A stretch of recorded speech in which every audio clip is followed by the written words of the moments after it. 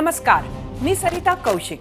5 राज्यांच्या निवडणुका झाल्या, निकाल लागले आणि परिणाम महाराष्ट्रावर होणार का हे बघूया। महाराष्ट्रावर परिणाम हो न हो, पण या निकालांचा इंडिया आघाडीवर मात्र परिणाम झाल्याची चर्चा रंगते आणि यावरच आपण आजच्या 0 आवरच्या भागात चर्चा करणार आहोत। 2 टर्म विक्रमी बहुमत, सलग 10 वर्ष निर्विवाद सत्ता, अनेक धाडसी निर्णय आणि जगभरात मोदींचा डंका। फक्त लोकसभाच नाही तर विधानसभेतही मोदींचा करिश्मा आजही कायम आहे आणि मोदींच्या याच वर्चस्वाला आव्हान देण्यासाठी काँग्रेससह देशातील 28 विरोधी पक्षांनी एकत्र येत इंडिया आघाडी स्थापन केली। आघाडीचं नेतृत्व कोण करणार? एक सुकाणू समिती गठीत झाली, पण तो चेहरा मात्र ठरवता आला नाही। नंतर जागा वाटप नक्की कसं होणार तो फॉर्म्युला ठरवणे ही 5 राज्यांच्या निवडणुकीच्या निकालापर्यंत पुढे ढकलण्यात आला। निकाल आला, पण आता जागा वाटप तर सोडा, विरोधकांपुढे इंडिया आघाडीच टिकवण्याचं आव्हान उभं राहिलंय का? उद्या म्हणजे 6 डिसेंबर रोजी दिल्लीत काँग्रेस अध्यक्ष मल्लिकार्जुन खरगेंच्या निवासस्थानी इंडिया आघाडीची बैठक होणार होती, मात्र ती बैठक रद्द झाली आहे आणि तेही फक्त 24 तास आधी। दरम्यान MK स्टॅलिन तमिळनाडूत आलेल्या मिचोंग चक्रीवादळामुळे प्रवास करू शकणार नाहीत। नितीश कुमार यांची प्रकृती ठीक नाही, तसेच ममता बॅनर्जी आणि अखिलेश यादव नियोजित कार्यक्रमांमुळे उपस्थित राहू शकणार नाहीत, तर आम आदमी पक्षाकडून अद्याप कुठलीही माहिती देण्यात आली नाही। त्यामुळे इंडिया आघाडीची बैठक पुढे ढकलण्याचा निर्णय घेण्यात आल्याची माहिती काँग्रेसनं दिली आहे आणि त्यामुळेच आम्ही तुम्हाला आजचा हा प्रश्न विचारला होता। प्रश्न बघायला जाऊया आपल्या पोल सेंटरला। आजचा आमचा प्रश्न होता, इंडिया आघाडीच्या उद्याच्या बैठकीला अनेक मोठ्या नेत्यांची पाठ, आघाडीत बिघाडीचे संकेत आहेत का? तुम्हाला सांगायचे होते होय किंवा नाही। इंडिया आघाडी म्हणजेच Indian national developmental inclusive alliance यांची घोषणा पाटण्यात झाली। पुढे व्हाया बंगलोर हीच आघाडी मुंबईत पोहोचली। बैठकांचं सत्र पाहून विरोधकांची एकजूट दिसली, मात्र निवडणूक आली आणि सत्ता संघर्षात आघाडीत वाद सुरू झाले। त्याचाच परिणाम उद्याच्या बैठकीवर झाल्याची शक्यता आहे। म्हणजेच एका निवडणुकीनं इंडिया आघाडीचा गड खिळखिळा केलाय का? पाहूयात।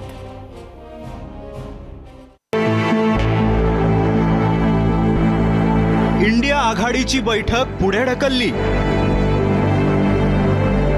उद्या होणारी बैठक डिसेंबरच्या शेवटी होणार।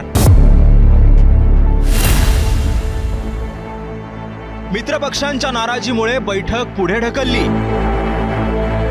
5 राज्यांच्या निकालानंतर इंडिया आघाडीत बिघाडी। 4 राज्यात काँग्रेसची पिछेहाट झाली आणि इंडिया आघाडीत वादाची ठिणगी पडली। अर्थात हा वाद काही निकालानंतर सुरू झाला नाहीये, तर 5 राज्यांच्या निवडणुका जाहीर झाल्यानंतरच इंडिया आघाडीत वाद पेटला होता आणि आता तोच वाद उफाळून आलाय। परिणामी उद्या होणारी महत्त्वपूर्ण बैठकही पुढे ढकलली। मध्य प्रदेश, राजस्थान, छत्तीसगड, तेलंगणा आणि मिझोरामच्या निवडणुका जाहीर झाल्या। त्यावेळी काँग्रेसनं नुकतंच कर्नाटकमध्ये घवघवीत यश मिळवलं होतं। 28 विरोधी पक्षांची मोठ बांधणाऱ्या काँग्रेसनं कर्नाटकातील विजयाच्या आत्मविश्वासाच्या जोरावर या राज्यांमध्ये एकला चलो रे अशी घोषणा केली आणि इंडिया आघाडीत नुकतेच मित्र झालेले पक्ष दुखावले गेले। वाद सुरू झाला, ठिणगी पडली। मध्य प्रदेशात जागा वाटपावरून अखिलेश यादव यांनी काँग्रेसला सुनावलं, तर कमलनाथ यांनी आत्मविश्वासात समाजवादीला धुडकावून लावलं। अगर वो मुख्यमंत्री नहीं थे तो इस तरह की भाषा नहीं बोलनी चाहिए उनको। और इसका मतलब ये हुआ कि आप दूसरे दलों को बेवकूफ बना रहे हैं आप बैठा करके। क्या सर, अखिलेश यादव ने आरोप लगाया कि अरे भाई छोड़ो अखिलेश बेटे। मैं आपके माध्यम से कांग्रेस पार्टी को कहना चाहता हूं, अपने चिरकुट नेताओं से हमारी पार्टी के बारे में न बुलवाएं। अरे भाई छोड़ो अखिलेश टेटे। इंडिया के बारे में क्या जानते हैं वो गठबंधन के बारे में? अरे भाई छोड़ो अखिलेश टेटे। जो परिणाम आए हैं आने वाले समय में इससे इंडिया गठबंधन और मजबूत होगा। मध्य प्रदेश की परिस्थितियां दूसरी रही हैं। मध्य प्रदेश में दूसरे तरह का अगर गठबंधन होता तो परिणाम दूसरा भी हो सकता था। मग काय, समाजवादी पक्षानं 71 ठिकाणी उमेदवार उभे केले, मात्र त्यांचा एकही उमेदवार निवडून आलाच नाही। समाजवादीचे सगळे उमेदवार हरले, पण सोबतच काँग्रेसच्या उमेदवारांनाही 4 ठिकाणी पाडलं।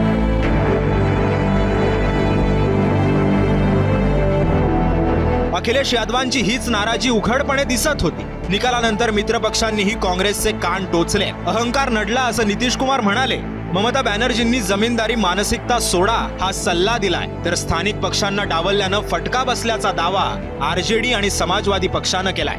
त्यातच काँग्रेस अध्यक्ष मल्लिकार्जुन खरगेंनी बैठकीची घोषणा केली आणि विसंवाद दिसू लागला। मेरे को पता नहीं है, मेरे को जानकारी नहीं है, इसी के लिए मैंने बाहर में प्रोग्राम रख दिया नॉर्थ बंगाल टूर में।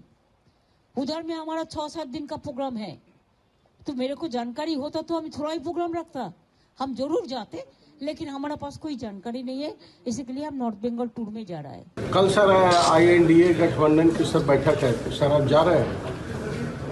हमारा तो इधर अभी व्यस्तता है। हमारी बात हुई थी खड़गे साहब से और देखते हैं, हो सकता है कि पेपर दिखती है। ममता बॅनर्जी, नितीश कुमार, तेजस्वी यादव, ओमर अब्दुल्ला तर अखिलेश यादवांनीही बैठकीकडे पाठ फिरवली आहे। तर दक्षिणेत आलेल्या चक्रीवादळामुळे डीएमकेचे प्रमुख आणि तामिळनाडूचे मुख्यमंत्री MK स्टॅलिन देखील उद्याच्या बैठकीसाठी उपलब्ध नव्हते। अशा वेळी महाराष्ट्रातून उद्धव ठाकरे आणि शरद पवार हे 2 नेते मात्र बैठकीला जाण्याच्या तयारीत होते, पण इथेही उत्साहापेक्षा आघाडी धर्मच दिसला। तरीही उद्धव ठाकरे हे आघाडीचा धर्म म्हणून आम्ही एकत्र आहोत। महाराष्ट्रात महाविकास आघाडी म्हणून इंडियामध्ये आम्ही होस्ट होतो मुंबईत, त्याच्या उद्धव ठाकरे उद्या येत आहेत। पवार ठाकरे दिल्लीला असणार होते, मात्र त्याआधीच बैठक पुढे ढकलण्याचा निर्णय घेण्यात आलाय। 3 राज्यांच्या निवडणुकांमध्ये काँग्रेसला जो मोठा सेटबॅक बसलाय, त्या पार्श्वभूमीवर या राज्यांमधल्या किमान जागा वाटपामध्ये आपल्याला एक अप्पर हँड राहावा यासाठी निश्चितपणे दबावाचं राजकारण केलं जाईल। कारण असं आहे की उत्तर प्रदेश हा अतिशय महत्त्वाचं राज्य आहे, तिथे अखिलेश काँग्रेससाठी किती जागा सोडणार त्यासाठी निश्चितपणे दबावाचा प्रयत्न होईल। पश्चिम बंगालमध्ये काँग्रेस डाव्या पक्षांबरोबर राहणार आहे की ममताबरोबर, त्या संदर्भातल्याही काही गोष्टी आहेत। त्यामुळे मला वाटतं की जरी आघाडीत फूट पडली असं आत्ता म्हणता येणार नाही, पण एक दबावाचं राजकारण निश्चितपणे या निकालांच्या पार्श्वभूमीवर होईल आणि काँग्रेसला आणखी लवचिक भूमिका घ्यायला कदाचित हे प्रादेशिक पक्ष भाग पडू शकतील। युनायटेड वी स्टँड म्हणत पाटण्यात 20, बंगळुरूत 24 तर मुंबईत 28 राजकीय पक्ष एकत्र आले। पंतप्रधान मोदींविरोधात मोठी एकजूट दाखवली, मात्र 5 राज्यांच्या निवडणुकांमधल्या काँग्रेसच्या भूमिकेमुळे आघाडीत अखिलेश यादव, नितीश कुमार आणि ममता बॅनर्जींच्या रूपानं नाराजीची ठिणगी पडली आहे। काँग्रेस समोर मित्रपक्षांची हीच नाराजी दूर करणं हे 2024च्या लोकसभेआधीचं सर्वात मोठं आव्हान असणार आहे। 0 आवर ABP माझा।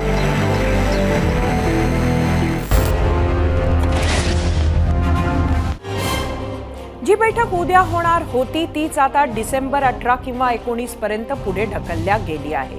सूत्रांच्या माहितीनुसार या दरम्यान इंडिया आघाडीतीलच काही ज्येष्ठ नेत्यांच्या मदतीनं नाराज पक्ष आणि त्यांच्या श्रेष्ठींशी चर्चा होणार आहे। जी नाराजी आहे ती दूर करण्याचे प्रयत्न केले जाणार आहे।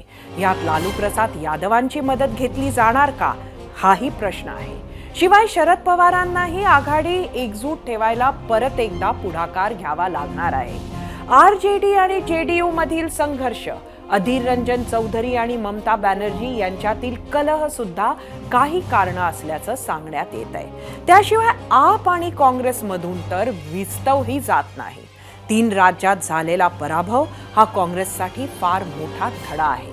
राजस्थान आणि छत्तीसगड मधील सत्ता गमावल्यानं इंडिया आघाडीतलं काँग्रेसचं वजन साहजिकच कमी झालंय। विरोधकांमध्ये अद्याप आगामी लोकसभा निवडणुकांच्या पार्श्वभूमीवर जागा वाटपाचा तिढा कायम आहे। एकंदरीत विरोधकांच्या तंबूतील परिस्थिती पाहता विरोधकांचं ऐक्य म्हणजे 4 दिवसांचं चांदणं तर ठरणार नाही ना, असा प्रश्न विचारू लागले. यावरच आम्ही विचारलेल्या प्रश्नावर तुम्ही काय प्रतिक्रिया दिल्या आहेत त्या पाहण्यासाठी आपण जाऊया आपल्या मीडिया सेंटरला. परत एकदा आजचा प्रश्न सांगते. इंडिया आघाडीच्या उद्याच्या बैठकीला अनेक मोठ्या नेत्यांची पाठ आघाडीत बिघाडीचे संकेत आहेत का? आजच्या प्रश्नावर काय प्रतिक्रिया आल्यात सोशल मीडियावर? एक्सवरून कुणाल लवंडे, इंडिया आघाडीमध्ये समन्वय नाही, लोकसभा निवडणुकीला फक्त 3-4 महिन्यांचा कालावधी आहे, तरी त्यांचा पंतप्रधान पदाचा चेहरा जाहीर झालेला नाही. एक्सवरून आशिष, बिघाडीचे संकेत फार आधी स्पष्ट झाले तर वाटाघाटी आणि नैसर्गिक युतीचं प्रत्यक्ष निवडणुकीत नुकसान होते हे प्रत्येक पक्षाला स्पष्ट माहिती आहे. एक्सवरूनच कुणाल पडळकर, इंडिया आघाडीमध्ये नाराजी नाट्य केवळ शरद पवारांसाठी चालू असावे.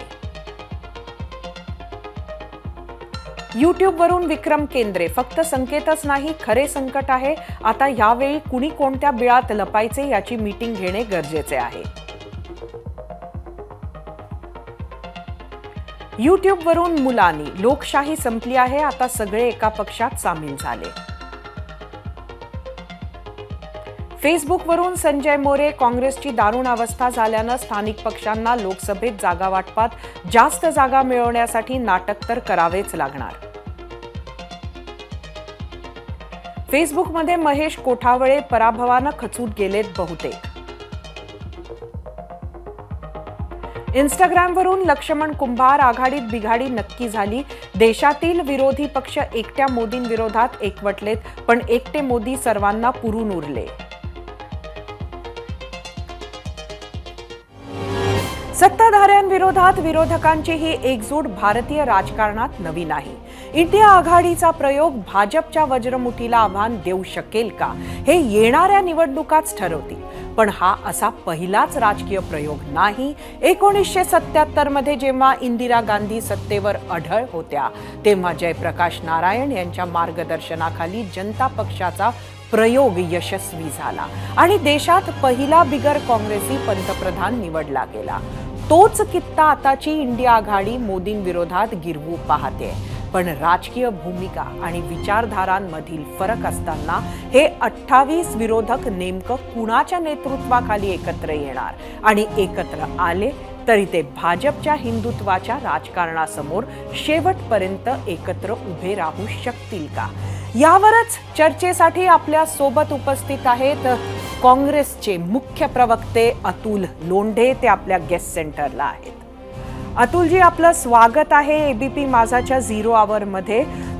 आज आमचा एकंदरीत प्रश्न असा होता की आघाडीमध्ये बिघाडीचे चिन्ह मानायचे का?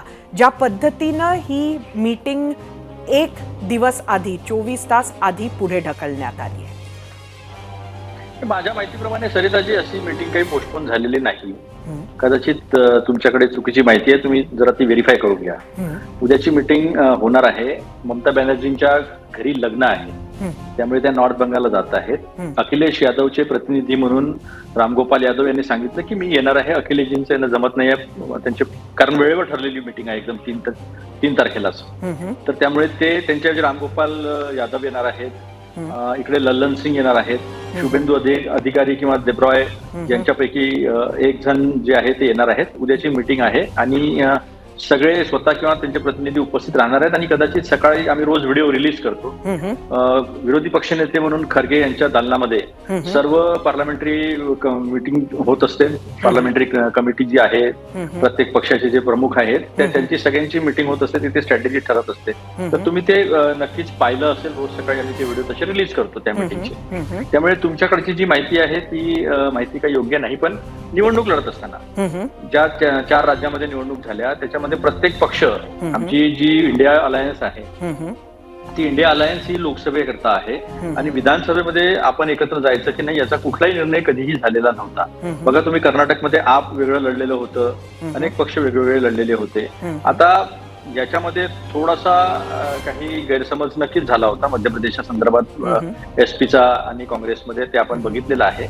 पण तिथे काही असा निर्णय नव्हता. त्यामुळे अशी ती नाराजी नाट्याने त्या निवडणुकांमधला प्रत्येक पक्ष अतुलजी, वेगळा लढत आज असताना अशा जे काही- पद्धतीची एक प्रेस नोट सुद्धा काँग्रेसकडनं काढण्यात आलेली आहे. एकंदरीतच सकाळपासून वेगवेगळ्या पक्षाचे प्रवक्ते सुद्धा यावर बोलत आहेत आणि आता तुम्ही जे सांगत आहात म्हणजे ही मंडळी उद्या परत बैठक होणार असेल, मात्र त्यामध्ये नितीश कुमार नाहीत, त्यामध्ये ममता बॅनर्जी नाहीत, त्यामध्ये MK स्टॅलिन नाहीत, त्यामध्ये आम आदमी पक्षाकडनंही अजून कुठलीही माहिती आलेली नाही. त्यामुळे नक्की कोण त्या बैठकीला असणार आहे? नाही बघा, चेन्नईमधनं कोणी येऊ शकत नाही, कारण की चेन्नईमध्ये एअरपोर्ट क्लोज झालेले आहेत, नो फ्लाईंग झोन झालेला आहे तो, तिथनं आता विमान उडूच शकत नाहीये. त्यामुळे MK स्टॅलिनचं येणं शक्य नाही. पण मी तुम्हाला नितीश कुमारांच्या प्रतिनिधीबद्दल सांगितलं, मी तुम्हाला अखिलेश यादवांच्या प्रतिनिधीबद्दल सांगितलं, मी तुम्हाला ममता बॅनर्जींच्या प्रतिनिधीबद्दल सांगितलं. आपण दर दिवशी पाहत असतात राघव चड्डा जे आहे ते दर दिवशीच्या प्रत्येकच्या मीटिंगमध्ये तिथे खरगेच्या दालनामध्ये उपस्थित आहेत. तर उद्या तुम्हाला हे सगळे उपस्थित झालेले दिसतील. एक गोष्ट मात्र नक्की आहे सरिताजी, प्रत्येकाचा आपापल्या क्षेत्रामध्ये एक दबदबा आहे, एक त्यांची भूमिका आहे आणि कोणीच आपलं पक्षाचं महत्व कमी झालं पाहिजे असा प्रयत्न कधीच करणार नाही आणि तो काँग्रेसला अपेक्षित पण नाहीये. आणि त्याच्यामुळे जेव्हा आपण विधानसभेच्या निवडणुका वेगळ्या लढतो त्यावेळेस थोडंफार हे होत असते, पण लोकसभेमध्ये देशापुढे जे आपल्या लोकशाहीपुढे आव्हान उभं झालेलं आहे, आपल्या एक सामाजिक धार्मिक सौहार्दापुढे जे एक आव्हान निर्माण झालेलं आहे, ह्या आव्हानाच्या विरोधामध्ये कुठल्या एका व्यक्तीच्या विरोधामध्ये लढण्याचं काही कारण नाही आहे. एक मोठं चॅलेंज जे आहे ते चॅलेंज लोकशाहीपुढं, संविधानापुढं, सामाजिक धार्मिक सौहार्दापुढे उभा आहे आणि ते वाचवण्यासाठी सगळे लोक एकत्र येत आहेत. नक्कीच अतुलजी, आपण जे सांगत आहात आपणच सांगत आहात, त्यामुळे त्याला अमान्य करण्याचंही कारण नाही. मात्र जिथे मोठी नेते मंडळी अपेक्षित आहेत तिथे आज त्यांचे प्रतिनिधी येत आहेत. नक्की या प्रतिनिधींची खरगेंबरोबर बैठक होऊन काय साध्य होणार आहे? अपेक्षा ही मोठी नेते यावी हे होती, तशी तर आपण सुकाणू समिती गठीत केलेलीच आहे. त्यामुळे या बैठकीत प्रतिनिधी नाही तर ही नेते मंडळी अपेक्षित होती. आता कसा पुनश्च हरिओम आहे. मध्यंतरीच्या काळात मुंबईमध्ये जेव्हा इंडिया अलायन्सची बैठक झाली त्यावेळेस सगळं ठरलेलं होतं आता इथून पब्लिक मिटिंग सुरू होणार आहे. पब्लिक मिटिंग सुरू होण्याच्या पूर्वतयारीची जी आहे ती बैठक आहे. त्यामुळे मोठ्या नेत्यांनी येऊन काय साध्य व्हायचं ते पटण्यामध्ये, बंगलोरमध्ये आणि मुंबईमध्ये झालेला आहे. आता तो अजेंडा पब्लिकमध्ये सगळ्यांनी एकत्रपणे घेऊन जाण्याची जी बाब आहे तीच ठरवायची आहे. त्यामुळे बाकी आणि त्याच वेळेस जागा वाटपाची सुद्धा जी आहे ती चर्चा होणार आहे. त्यामुळे ज्या पद्धतीच्या माहिती बाहेर गेलेल्या, त्यातनं ज्या प्रतिक्रिया उमटलेल्या आहेत इंस्टाग्रामवरनं, एक्सवरनं किंवा फेसबुकवरनं, त्या सगळ्यांना मी सांगू इच्छितो की पराभवाने खचून कुठलाही पक्ष, राजकीय पक्ष जात नाही, काँग्रेस कधीच जात नाही. काँग्रेसने आपल्या राजकीय जीवन काळामध्ये अनेक चढाव उतार जे आहेत ते पाहिलेले आहे. अगदी स्वातंत्र्य युद्धाच्या लढ्यामध्ये सुद्धा काही 3 मोठे आंदोलन झाले. आपण पाहिलं असहकार आंदोलन झालं, सविनय अवज्ञा आंदोलन झालं, नंतर चले जाव आंदोलन झालं. या सगळ्या आंदोलनानंतर कधी अपयश आलं, नंतर फायनली यश आलं.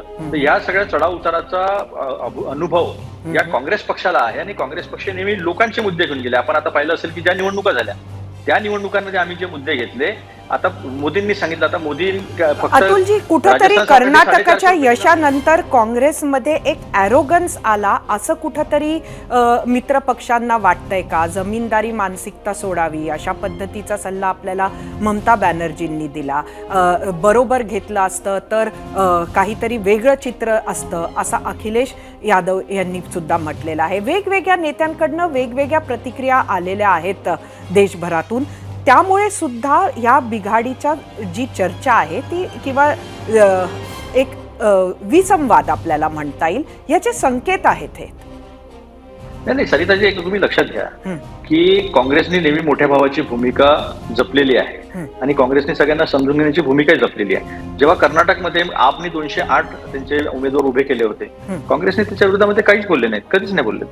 अनेक ठिकाणी आता SP, BSP, आप हे सगळेच पक्ष जे आहेत ते वेगवेगळ्या ठिकाणी लढले आहेत. त्याचं एक आकलन पण घेतलं जाईल, त्याच्या संदर्भामध्ये मंथन चिंतन पण होईल की काय आपल्याला करायला पाहिजे पुढे जाऊन. आता जे झालंय ते झालेलं आहे, कारण लोकसभेच्या संदर्भातलीच ही आघाडी होती, विधानसभेच्या संदर्भातली नव्हतीच ही कधी. आता त्या संदर्भामध्ये जे काही झालं असेल ते त्याच्यामध्ये समन्वय साधून पुढे जाण्याची भूमिका जी आहे ती काँग्रेसलाच घ्यावी लागणार आहे. शेवटी काँग्रेस मोठा पक्ष आहे, काँग्रेसचा पॅन इंडिया एक्झिस्टन्स आहे. आता मी तुम्हाला एक उदाहरण सांगतो. पॅन एक्झिस्टन्स कसं आहे. पॅन इंडिया एक्झिस्टन्स असं आहे की मिझोराममध्ये आम्हाला एकच जागा मिळालेली आहे, पण आमचं मतदान हे 21% आहे. म्हणजे आमचं एक्झिस्टन्स पूर्ण मिझोराममध्ये, आम्ही हारलेलो आहे त्याच्यात. ते आम्ही हार जो आहे ते विनम्रपणे ऍक्सेप्ट करतो. बीजेपीला 2 जागा मिळाल्या, पण बीजेपीकडे मतदान फक्त 5% आहे.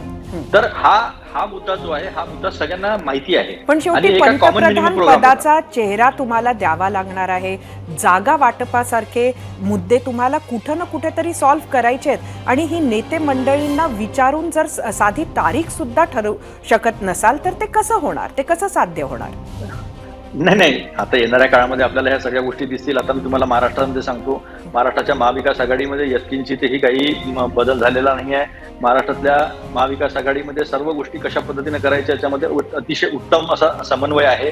पण मला एक काही प्रश्न इथे सरिताजी या निमित्तानं उपस्थित करायचा आहे. लोकांना असं वाटतं की बा काय यांनी हेड्स डाऊन झाले का? हेड्स डाऊन होण्याचं काहीच कारण नाही आहे. मोदी साहेब हे देशाचे पंतप्रधान आहे. 2 वेळा त्यांना निवडून दिलं, आता पुन्हा एक चांगलं बहुमत दिलं.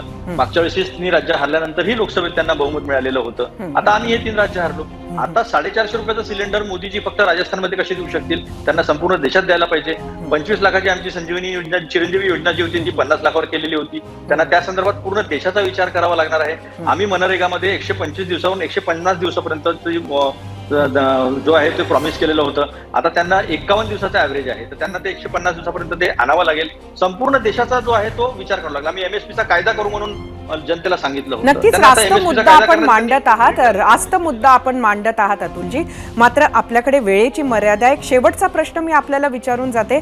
कालच्या निकालानंतर महाराष्ट्रात काँग्रेस अभेद्य राहील का? तुमच्या बरोबरचे 2 पक्ष, दोन्हीमध्ये फूट पडली, आता फक्त काँग्रेस उरली आहे असं म्हणतात आहेत.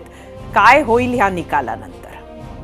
या देशावर जेव्हा जेव्हा संकट आलं तेव्हा काँग्रेस खंबीरपणे हिमालयाच्या मदतीला सह्याद्री गेलेला हा इतिहास आहे. आता मी तुम्हाला सांगतो, पूर्ण 4 राज्यांमध्ये जे मतदान झालं त्या 4,91,00,000 लाख जे आहे ते काँग्रेसला मिळालं आणि 4,81,00,000 लाख हे बीजेपीला मतदान मिळालं. प्रत्येक राज्यात 40% जास्त मतदान जे आहे ते काँग्रेसला मिळालेलं आहे. राजस्थानमध्ये अशी एक परंपरा आहे की प्रत्येक 5 वर्षानंतर बदलतं, पण काँग्रेस जेव्हा बदलत असतं तेव्हा 25 आणि 23 जागेवर येत असतं. आज आम्ही 70 जागांवर आहे.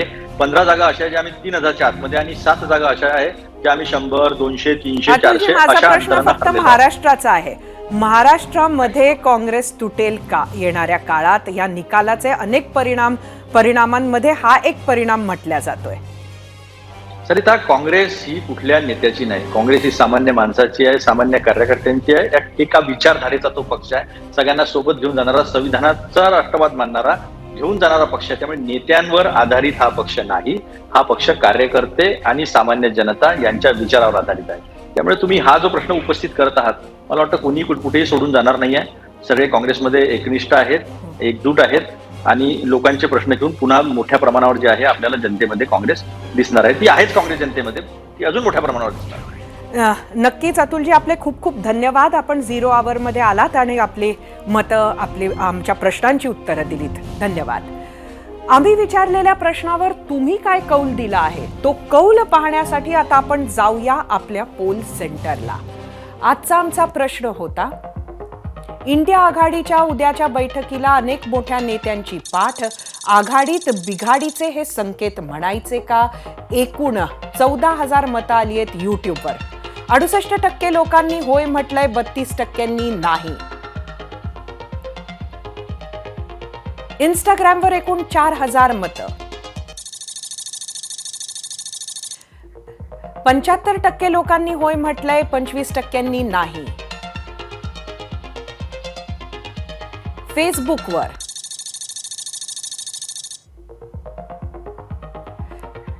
40% लोकांनी होय म्हटलंय, 60% लोकांनी नाही म्हटलंय.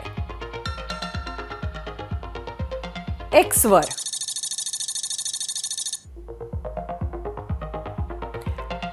65% लोकांनी होय म्हटलंय, 35% लोकांनी नाही म्हटलंय. मेजॉरिटी सोशल मीडिया प्लॅटफॉर्मवर लोकांना असं वाटतंय की उद्याच्या बैठकीला इंडिया आघाडीच्या अनेक मोठ्या नेत्यांनी जी पाठ फिरवली आहे ती कुठेतरी बिघाडीचे संकेत आहेत. एकीकडे भारतीय जनता पक्ष आहे जो 2013 पासून नरेंद्र मोदींच्या नेतृत्वात वाटचाल करत आहे. तिथेही लालकृष्ण अडवाणी, मुरली मनोहर जोशी, अरुण जेटली, सुषमा स्वराज, राजनाथ सिंह, मनोहर पर्रीकर, गोपीनाथ मुंडे, नितीन गडकरी असे एक से बढ़कर एक दिग्गज होते. राष्ट्रीय राजकारणाचा अनुभव असणारे जुने अनुभवी नेते होते. मात्र 2013 साली भाजपनं मोदींची निवड केली आणि भाजपचे सर्व नेते संघभावनेनं खेळताना दिसले. काही नेत्यांनी बॅकसीट घेतली, काहींना जबरदस्तीनं बॅकसीट घ्यावी लागली. पण हे सर्व नेते पक्षहितासाठी आपला इगो बाजूला ठेवून मोदींसोबत काम करत राहिले. भाजपमध्येही सारं काही ऑलवेल असेल असं नाही. मोदी शहांची काम करण्याची पद्धत सर्वांनाच आवडत असेल असंही नाही, पण ती कार्यपद्धती सर्वांनी स्वीकारली आहे. मोदींचं नेतृत्व सर्वांनी स्वीकारलं आहे. त्यामुळेच मोदींच्या चेहऱ्यावर 2014 आणि 2019 दोन्ही वेळा भाजपनं लोकसभेत स्पष्ट बहुमत मिळवलं. सध्याचा ट्रेंड कायम राहिला तर 2024 सुद्धा मोदी भाजपला जिंकून देतील अशी शक्यता जास्त असल्याचं जाणकारांना वाटतंय. समोर मोदी शहांसारखे फोकस्ड राजकारणी असताना विरोधक विखुरलेलेच दिसत आहेत. अनेक महत्वाकांक्षी नेते बैठकीपुरती एका व्यासपीठावर दिसले, पण नंतर प्रत्येक जण गाडी वेगवेगळ्या दिशेनं ओढताना दिसले. त्यात ज्या काँग्रेसकडून मोठ्या भावाची भूमिका पार पाडण्याची अपेक्षा केली जाते त्या काँग्रेसबद्दल प्रत्येकच पक्षाच्या मनात शंका असल्याचंही या निवडणुकांमुळे दिसून आलं. राहुल गांधींच्या नेतृत्व गुणांबाबत साशंक असणारे काही जण असतीलही. UPA सरकारच्या काळात त्यांच्यासोबत काम करताना तर शरद पवार यांनी सुद्धा आपली नाराजी कधी लपवून ठेवली नव्हती. आघाडीतले जवळपास सगळे प्रादेशिक पक्ष काँग्रेसला विरोध करत काँग्रेसला पर्याय म्हणून जन्माला आले, उभे राहिले. याकडेही दुर्लक्ष करून चालणार नाही. तो अविश्वास सुद्धा सतत बॅक ऑफ द माइंड दिसत राहतो. कुणाचाच कुणाला नाही भरोसा अशा वातावरणात मोदी शहांसमोर तग धरताना आघाडीचा कस लागणार आहे हे नक्की. त्याचीच एक झलक 5 राज्यांच्या निकालात आपल्याला पाहायला मिळाली. यातून धडा घेत कोण कसा स्ट्रॅटेजी बांधतो त्यावर लोकसभा निवडणुकीतील चुरस अवलंबून असेल. मात्र एक गोष्ट नक्की आहे की ह्या मोठ्या नेत्यांनी जरी पाठ फिरवली असेल तरी आत्ताच आपल्याला 0 आवरमध्ये अतुल लोंढेंनी जसं सांगितलं तसं प्रत्येक जण आपले प्रतिनिधी पाठवत आहे. ही एक पॉझिटिव्ह साईन आहे इंडिया आघाडीसाठी. 0 आवरमध्ये एक मोठी बातमी ABP माझाच्या सूत्रांकडून.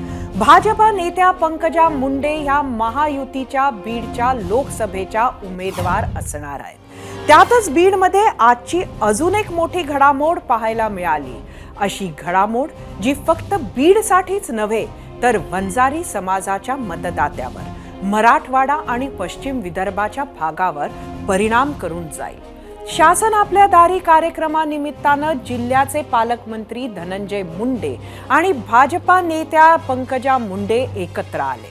महाराष्ट्र भाजपच्या कार्यक्रमांपासून कायम दूर राहणाऱ्या राष्ट्रीय सचिव पंकजा मुंडे यांच्या उपस्थितीनं जोरदार चर्चा रंगल्या.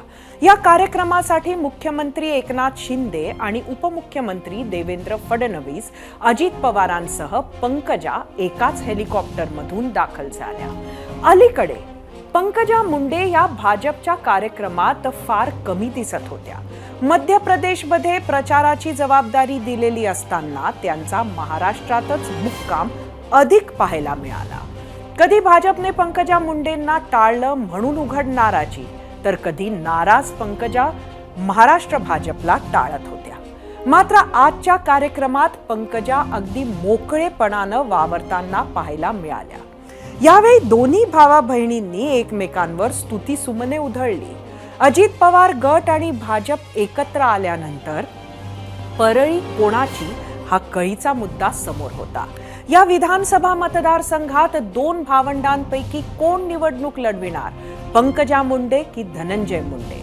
मात्र सूत्रांच्या माहितीनुसार ही अडचण आता दूर करण्यात आली आहे. धनंजय मुंडे विधानसभा तर पंकजा मुंडे लोकसभा अशा पद्धतीनं इथे भावंडांमधील घातक ठरू वाटणारा वाद शमवण्याचा प्रयत्न आहे. यावरच आम्ही आजच्या भागात तुम्हाला प्रश्न विचारला होता. तो प्रश्न पाहण्यासाठी आपण जाऊया आपल्या पोल सेंटरवर. आजचा आमचा दुसरा प्रश्न होता, परळीत शिंदे मुंडे पवार फडणवीस एकत्र, बीडमध्ये पंकजा मुंडेंचं महत्व पुन्हा वाढणार का? तुम्हाला सांगायचं होतं होय किंवा नाही. परळीतल्या कार्यक्रमाच्या सुरुवातीलाच पंकजा मुंडेंचं भाषण झालं. सुरुवात हलकी फुलकीच होती, मात्र नंतर भाषणाचा पारा चढला आणि त्याच भाषणात त्यांनी सांगितलं की महाराष्ट्र सरकारच्या स्टेजवर का उपस्थित राहिल्या. इतकंच नाही तर कट्टर प्रतिस्पर्धी ज्यांच्यामुळे पंकजा मुंडे या आजीपासून माजी आमदार झाल्या, त्याच धनंजय मुंडेंसोबत भविष्यात कोणती पार्टनरशिप करणार यावरही त्यांनी मोठं विधान केलं. पाहूयात. मी इथे या मंचाकडे जेव्हा बघत होते मला फार उकाडा होत होता, मला खूप गरम होत होतं. म्हटलं आत्ता डिसेंबरच्या महिन्यामध्ये एवढी गरमी का होत आहे? मग माझ्या लक्षात आलं की शिंदे, पवार आणि फडणवीस तिघही एका मंचावर हे परळीच्या या कार्यक्रमाला आलेले आहेत.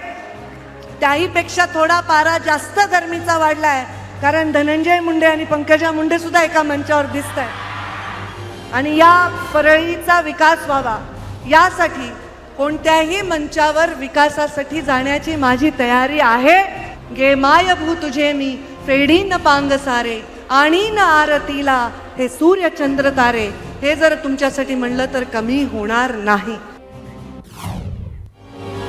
पंकजाताईंच्या भाषणानंतर टाळ्यांचा कडकडाट झाला, तर मग भाऊ धनंजय मुंडेंचीही जबाबदारी वाढली. त्यांनी तर एकनाथ शिंदेंचे आभार मानत बहीण भावांच्या पुढच्या वाटचालीची घोषणाच केली. आकर्षण काय आमच्या ताईंनी सांगितलं. व्यासपीठावर ताई आणि मी एकत्र आहेत. माझी एवढीच अपेक्षा, आमच्या छोट्या मागण्या, दादा आपण विलक्षण प्रेम केलं, देवेंद्र भाऊ आपण पण विलक्षण प्रेम केलं, ताईंनी विकासाची सुरुवात केली. आता विकासाच्या मध्यावर कुठेतरी आहोत. अनाच्या व्यासपीठावर तुमच्या सर्वांच्या साक्षीनं आणि बीड जिल्ह्यातल्या या मायबाप जनतेच्या साक्षीनं शब्द देतो की आम्ही दोघं मिळून आणि इथं जे जे तुम्हाला सगळे एक दिसते, सगळे एकत्र मिळून या बीड जिल्ह्याचा विकास करून दाखवू. याच्या पलीकडे दुसरं कुठलं वचन देऊ शकत नाही. मुंडे बहीण भावांच्या आजच्या भाषणांचा परळी आणि बीडच्या राजकारणावर नक्कीच परिणाम होईल. इतके दिवस कट्टर विरोधक असलेले मुंडे बहीण भाऊ एकत्र आल्यामुळे महायुतीलाही मोठा फायदा होऊ शकतो आणि तीच संधी हेरत उपमुख्यमंत्री देवेंद्र फडणवीसांनीही मोठी घोषणा केली. तर त्याच कार्यक्रमात मुख्यमंत्री एकनाथ शिंदेंनी मुंडे बहीण भावांचा एक किस्सा सांगितला. पाहुयात फडणवीसांनी कोणती घोषणा केली आणि मुख्यमंत्री शिंदेंनी कोणता किस्सा सांगितला.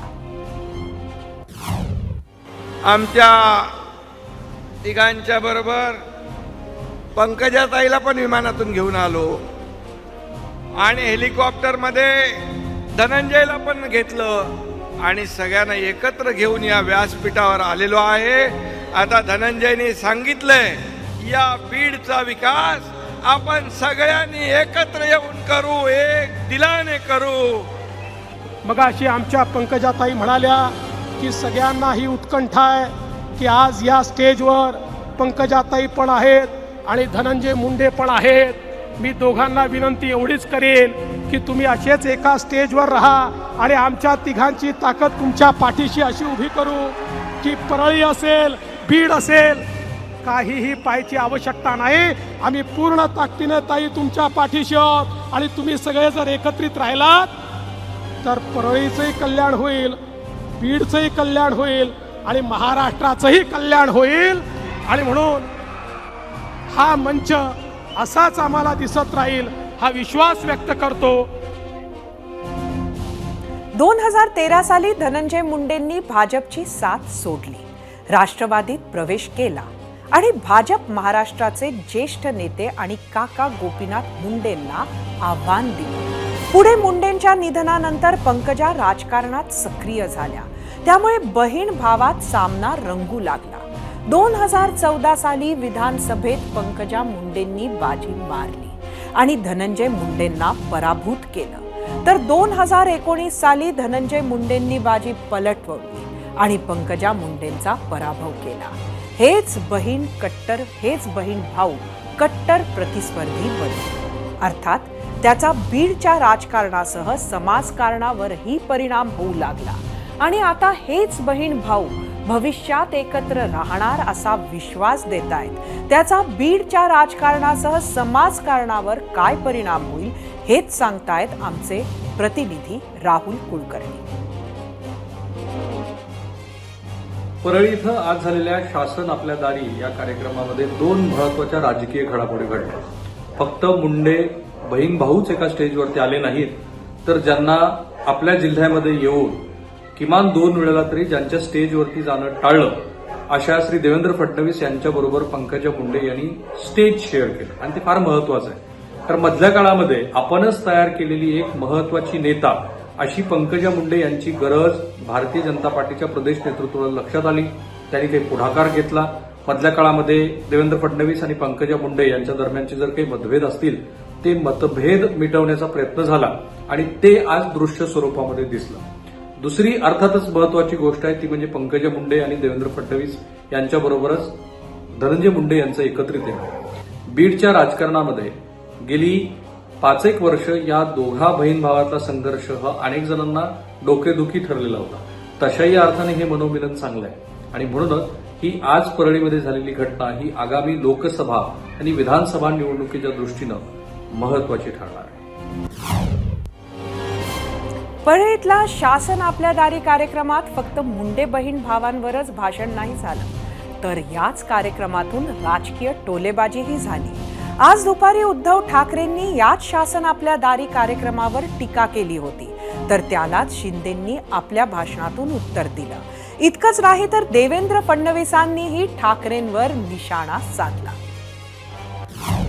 आता निवडणुकांमध्ये सीएम साहेबांना आणि मला प्रचाराला बोलवलं. आम्ही प्रचाराला गेलो. आम्ही गेलो तिथेही चांगला विजय मिळाला. आता काही लोकांना तेही पोटात दुखतं. म्हणाले तुम्ही दुसऱ्या राज्यात का गेले? अरे तुम्हाला बाजूच्या घरात कोणी बोलवत नाही, आम्हाला दुसऱ्या राज्यात बोलवतात, तर तुमच्या पोटामध्ये का दुखतं? हा माझा सवाल आहे. आता पुढच्या वेळेस तर अजितदादांना देखील घेऊन जाणार आहे, म्हणजे 2-4 सीटा दादा अजून वाढतील. शेतकऱ्यांची अवस्था फार वाईट आहे. सरकार आपल्या दारी म्हणून जो काही बोगसपणा चाललेला होता तो आता बंद पडलेला आहे, कारण कोणी त्यांना दारात पण उभं करायला तयार नाहीये. फार भयानक परिस्थिती आहे त्यांची. कोणी त्यांना विचारत नाही.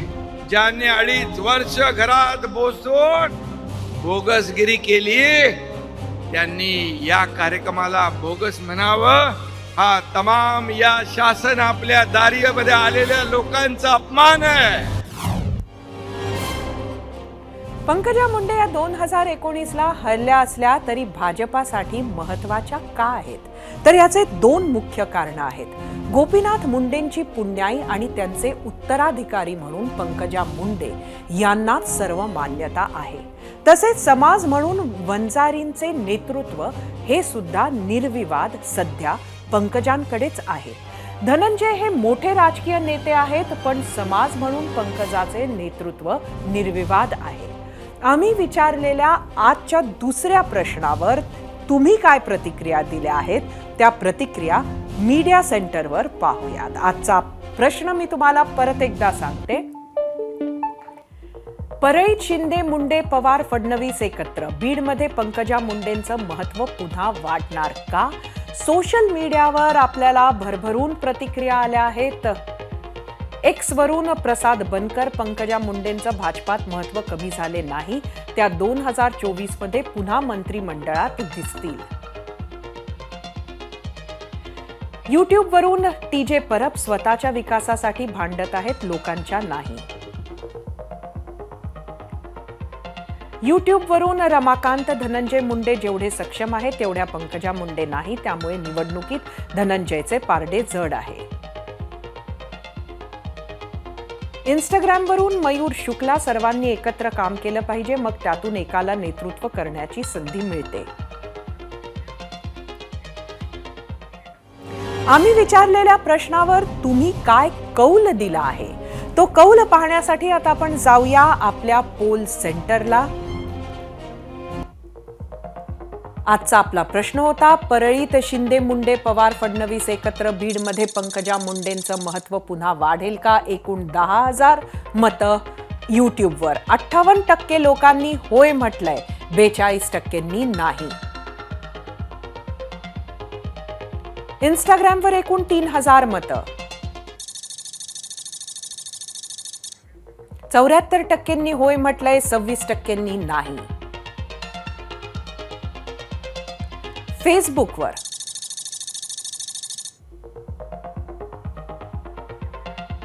44% लोकांनी होय म्हटलंय, 56%नी नाही. एक्सवर -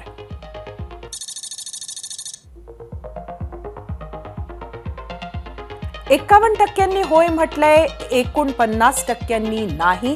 त्यामुळे परळीतली आजची सभा ही कुठंतरी बीडमध्ये पंकजा मुंडेंचं महत्व पुन्हा वाढवून जाणार असं वाटणाऱ्यांचा आकडा हा मोठा आहे.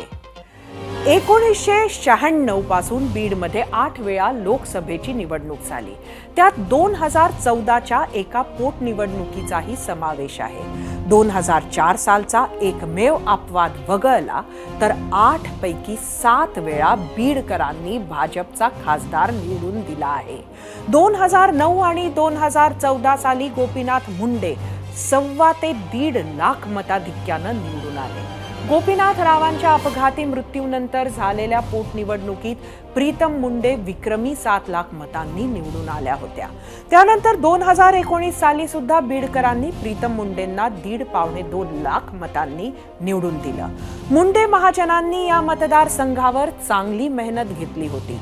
मतदारसंघ चांगला बांधला होता. त्यामुळे हा लोकसभा मतदारसंघ भाजपसाठी सेफ मतदारसंघांपैकी एक मानला जातो. इथे दरवेळी भाजपला राष्ट्रवादीने टक्कर देण्याचा प्रयत्न केला, पण स्थानिक पातळीवर माळी, धनगर, वंजारी असा सर्व ओबीसी समाज कायम पाठीशी राहिल्यानं भाजपची सरशी होत आली आहे. या सगळ्या गोष्टी लक्षात घेतल्या तर पंकजा मुंडे यांना राष्ट्रीय पातळीवर इनिंग सुरू करायची असेल तर बीड लोकसभा मतदारसंघासारखा चांगला पर्याय दुसरा नसेल. राज्यातील बदलत्या समीकरणाची रियालिटी लक्षात घेत पंकजा मुंडे दिल्लीत जाण्यासाठी तयार होतील का, हा खरा प्रश्न आहे. आज परळीतील मंचावरील वातावरण आणि सर्व नेत्यांच्या भाषणातील अर्क काढला तर पंकजा मुंडे यांनी दिल्लीत जाण्यासाठी मनाची तयारी केली आहे असा अर्थ काढायला वाव आहे. पण शेवटी त्यांनाही एक गोष्ट मात्र खटकत असेल, बहीण आणि सिटिंग खासदार प्रीतम मुंडेंचं नक्की काय होणार. यातूनही काहीतरी मार्ग भाजप काढेलच.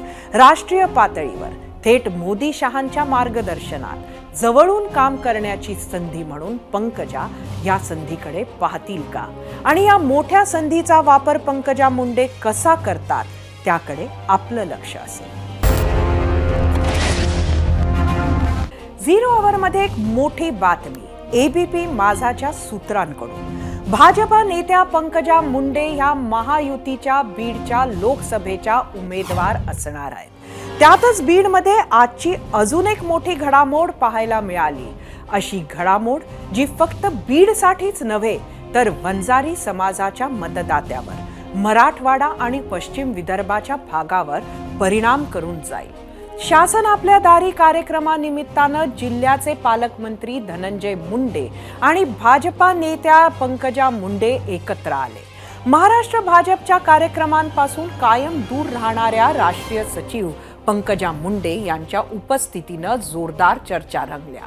या कार्यक्रमासाठी मुख्यमंत्री एकनाथ शिंदे आणि उपमुख्यमंत्री देवेंद्र फडणवीस, अजित पवारांसह पंकजा एकाच हेलिकॉप्टरमधून दाखल झाल्या.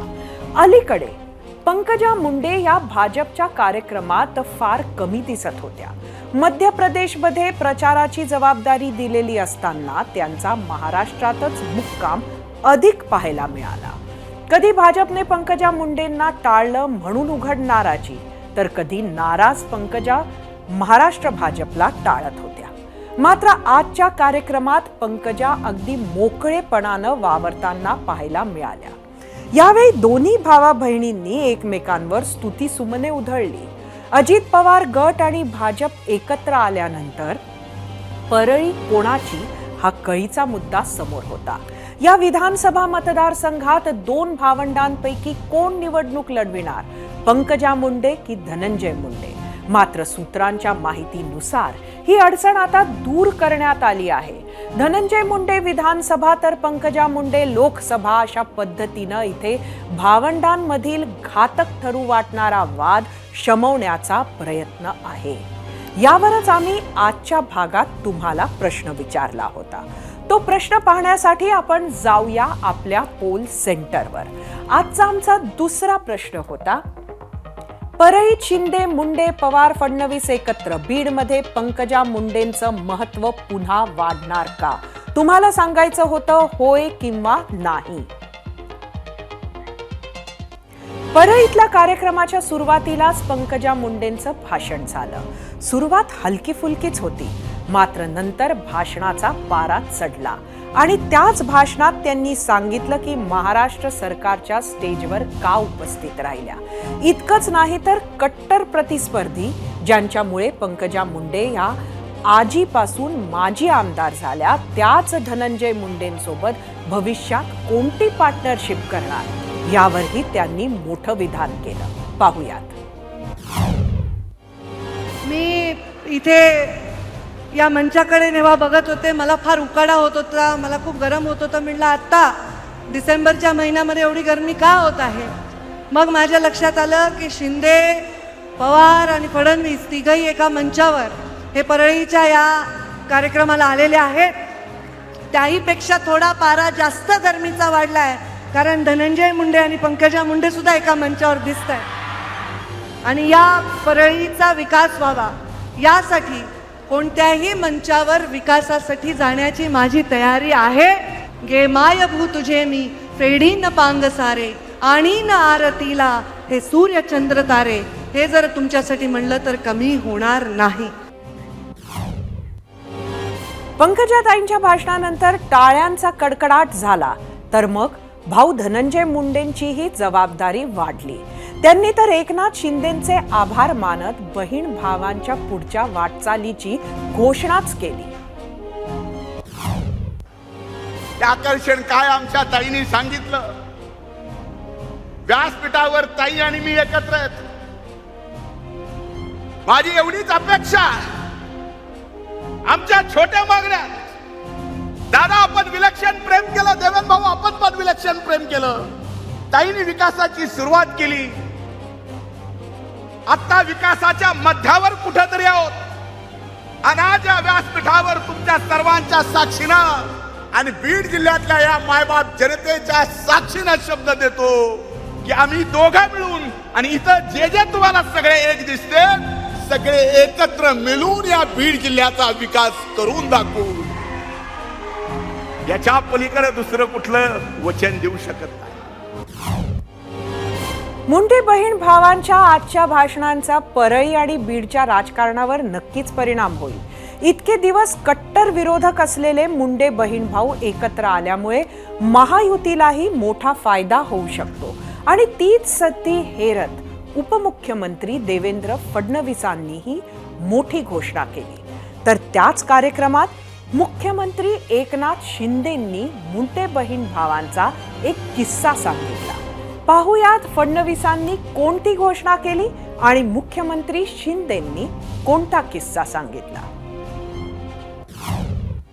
आमच्या तिघांच्या बरोबर पंकजाताईला पण विमानातून घेऊन आलो आणि हेलिकॉप्टरमध्ये धनंजयला पण घेतलं आणि सगळ्यांना एकत्र घेऊन या व्यासपीठावर आलेलो आहे.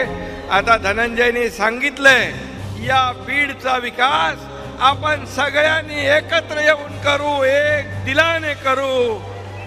मगाशी आमच्या पंकजाताई म्हणाल्या की सगळ्यांना ही उत्कंठा आहे की आज या स्टेजवर पंकजाताई पण आहेत आणि धनंजय मुंडे पण आहेत. मी दोघांना विनंती एवढीच करेल की तुम्ही असेच एका स्टेजवर राहा आणि आमच्या तिघांची ताकद तुमच्या पाठीशी अशी उभी करू की परळी असेल, बीड असेल, काहीही पाहायची आवश्यकता नाही. आम्ही पूर्ण ताकदीने ताई तुमच्या पाठीशी आहोत आणि तुम्ही सगळे जर एकत्रित राहिलात तर परळीचंही कल्याण होईल, बीडचंही कल्याण होईल आणि महाराष्ट्राचंही कल्याण होईल. आणि म्हणून हा मंच असाच आम्हाला दिसत राहील हा विश्वास व्यक्त करतो. 2013 साली धनंजय मुंडेंनी भाजपची साथ सोडली, राष्ट्रवादीत प्रवेश केला आणि भाजप महाराष्ट्राचे ज्येष्ठ नेते आणि काका गोपीनाथ मुंडेंना आव्हान दिले. पुढे मुंडेंच्या निधनानंतर पंकजा राजकारणात सक्रिय झाल्या, त्यामुळे बहीण भावात सामना रंगू लागला. 2014 साली विधानसभेत पंकजा मुंडेंनी बाजी मारली आणि धनंजय मुंडेंना पराभूत केलं. तर 2019 साली धनंजय मुंडेंनी बाजी पलटवली आणि पंकजा मुंडेंचा पराभव केला. हेच बहीण भाऊ कट्टर प्रतिस्पर्धी बनले. अर्थात त्याचा बीडच्या राजकारणासह समाजकारणावरही परिणाम होऊ लागला आणि आता हेच बहीण भाऊ भविष्यात एकत्र राहणार असा विश्वास देतायत. त्याचा बीडच्या राजकारणासह समाजकारणावर काय परिणाम होईल हेच सांगतायत आमचे प्रतिनिधी राहुल कुलकर्णी. परळी इथं आज झालेल्या शासन आपल्या दारी या कार्यक्रमामध्ये 2 महत्वाच्या राजकीय घडामोडी घडल्या. फक्त मुंडे बहीण भाऊच एका स्टेजवरती आले नाहीत, तर ज्यांना आपल्या जिल्ह्यामध्ये येऊन किमान 2 वेळेला तरी ज्यांच्या स्टेजवरती जाणं टाळलं अशा श्री देवेंद्र फडणवीस यांच्याबरोबर पंकजा मुंडे यांनी स्टेज शेअर केलं आणि ते फार महत्वाचं आहे. तर मधल्या काळामध्ये आपणच तयार केलेली एक महत्वाची नेता अशी पंकजा मुंडे यांची गरज भारतीय जनता पार्टीच्या प्रदेश नेतृत्वाला लक्षात आली. त्यांनी काही पुढाकार घेतला. मधल्या काळामध्ये देवेंद्र फडणवीस आणि पंकजा मुंडे यांच्या दरम्यानचे जर काही मतभेद असतील ते मतभेद मिटवण्याचा प्रयत्न झाला आणि ते आज दृश्य स्वरूपामध्ये दिसलं. दुसरी अर्थातच महत्वाची गोष्ट आहे ती म्हणजे पंकजा मुंडे आणि देवेंद्र फडणवीस यांच्याबरोबरच धनंजय मुंडे यांचं एकत्रित येणं. बीडच्या राजकारणामध्ये गेली 5-1 वर्ष या दोघा बहीण भावातला संघर्ष हा अनेक जणांना डोकेदुखी ठरलेला होता. तशाही अर्थाने हे मनोमिलन चांगलं आहे आणि म्हणूनच ही आज परळीमध्ये झालेली घटना ही आगामी लोकसभा आणि विधानसभा निवडणुकीच्या दृष्टीनं महत्वाची ठरणार आहे. परळीतला शासन आपल्या दारी कार्यक्रमात फक्त मुंडे बहीण भावांवरच भाषण नाही झालं, तर याच कार्यक्रमातून राजकीय टोलेबाजीही झाली. आज दुपारी उद्धव ठाकरेंनी याच शासन आपल्या दारी कार्यक्रमावर टीका केली होती, तर त्यालाच शिंदेंनी आपल्या भाषणातून उत्तर दिलं. इतकंच नाही तर देवेंद्र फडणवीसांनीही ठाकरेंवर निशाणा साधला. आता निवडणुकांमध्ये सीएम साहेबांना आणि मला प्रचाराला बोलवलं. आम्ही प्रचाराला गेलो. आम्ही गेलो तिथेही चांगला विजय मिळाला. आता काही लोकांना तेही पोटात दुखतं. म्हणाले तुम्ही दुसऱ्या राज्यात का गेले? अरे तुम्हाला बाजूच्या घरात कोणी बोलवत नाही, आम्हाला दुसऱ्या राज्यात बोलवतात, तर तुमच्या पोटामध्ये का दुखतं? हा माझा सवाल आहे. आता पुढच्या वेळेस तर अजितदादांना देखील घेऊन जाणार आहे, म्हणजे 2-4 सीटा दादा अजून वाढतील. शेतकऱ्यांची अवस्था फार वाईट आहे. सरकार आपल्या दारी म्हणून जो काही बोगसपणा चाललेला होता तो आता बंद पडलेला आहे, कारण कोणी त्यांना दारात पण उभं करायला तयार नाहीये. फार भयानक परिस्थिती आहे त्यांची, कोणी त्यांना विचारत नाही. ज्यांनी 2.5 वर्ष घरात बसून बोगसगिरी केली त्यांनी या कार्यक्रमाला बोगस म्हणावं. हा तमाम या शासन आपल्या दारीमध्ये आलेल्या लोकांचा अपमान आहे. पंकजा मुंडे या 2019ला हरल्या असल्या तरी भाजपासाठी महत्वाच्या का आहेत? तर याचे 2 मुख्य कारणं आहेत. गोपीनाथ मुंडेंची पुण्याई आणि त्यांचे उत्तराधिकारी म्हणून पंकजा मुंडे यांनाच सर्व मान्यता आहे. तसेच समाज म्हणून वंजारींचे नेतृत्व हे सुद्धा निर्विवाद सध्या पंकजांकडेच आहे. धनंजय हे मोठे राजकीय नेते आहेत, पण समाज म्हणून पंकजाचे नेतृत्व निर्विवाद आहे.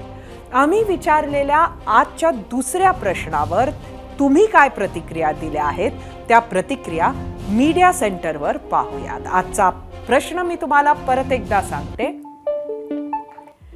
परळीत शिंदे मुंडे पवार फडणवीस एकत्र, बीडमध्ये पंकजा मुंडेंचं महत्त्व पुन्हा वाढणार का? सोशल मीडियावर आपल्याला भरभरून प्रतिक्रिया आल्या आहेत. एक्सवरून प्रसाद बनकर, पंकजा मुंडेंचं भाजपात महत्त्व कमी झाले नाही, त्या 2024 मध्ये पुन्हा मंत्रिमंडळात दिसतील. युट्यूबवरून टीजे परब, स्वतःच्या विकासासाठी भांडत आहेत, लोकांच्या नाही.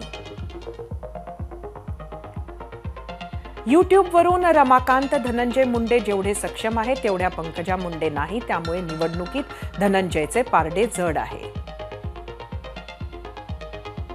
इंस्टाग्रामवरून मयूर शुक्ला, सर्वांनी एकत्र काम केलं पाहिजे, मग त्यातून एकाला नेतृत्व करण्याची संधी मिळते.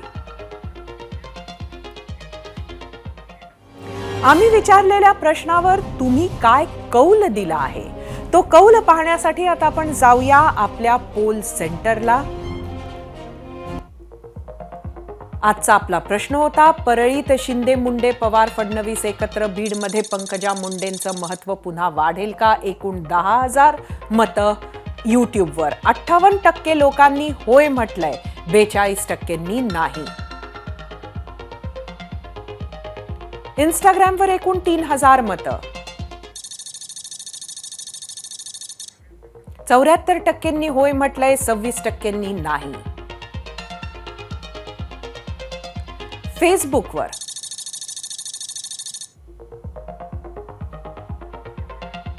44% लोकांनी होय म्हटलंय, 56%नी नाही. एक्सवर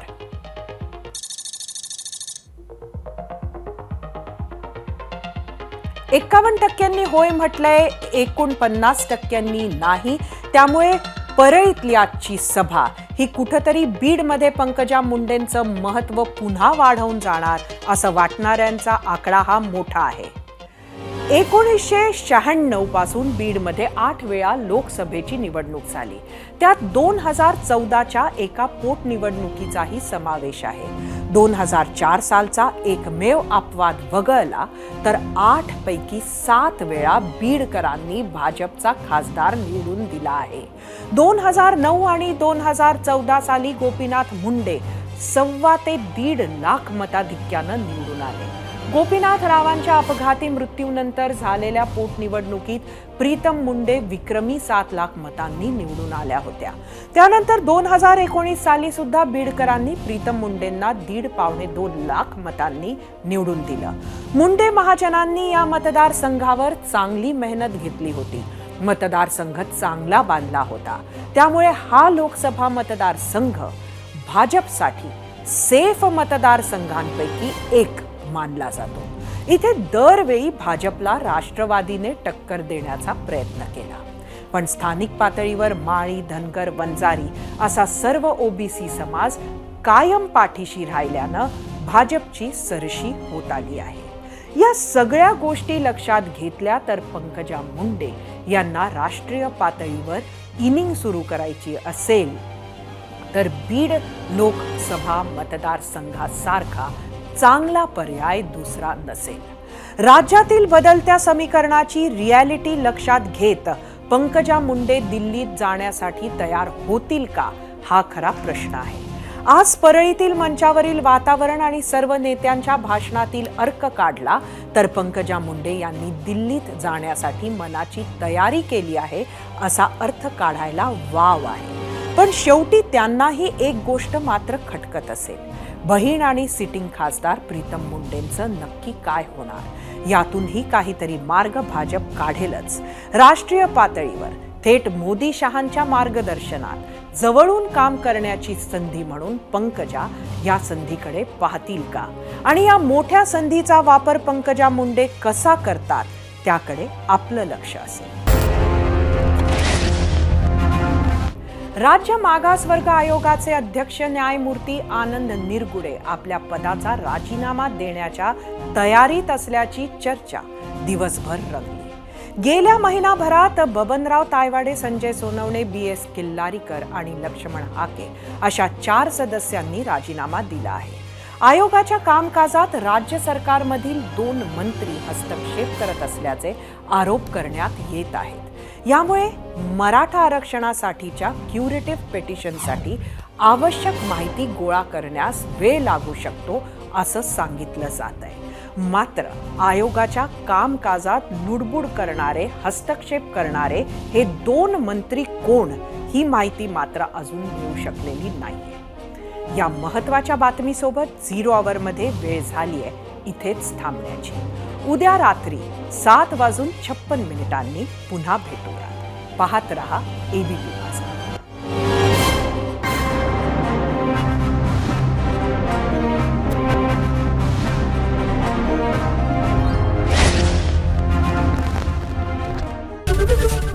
एबीपी माझा, उघडा डोळे बघा नीट.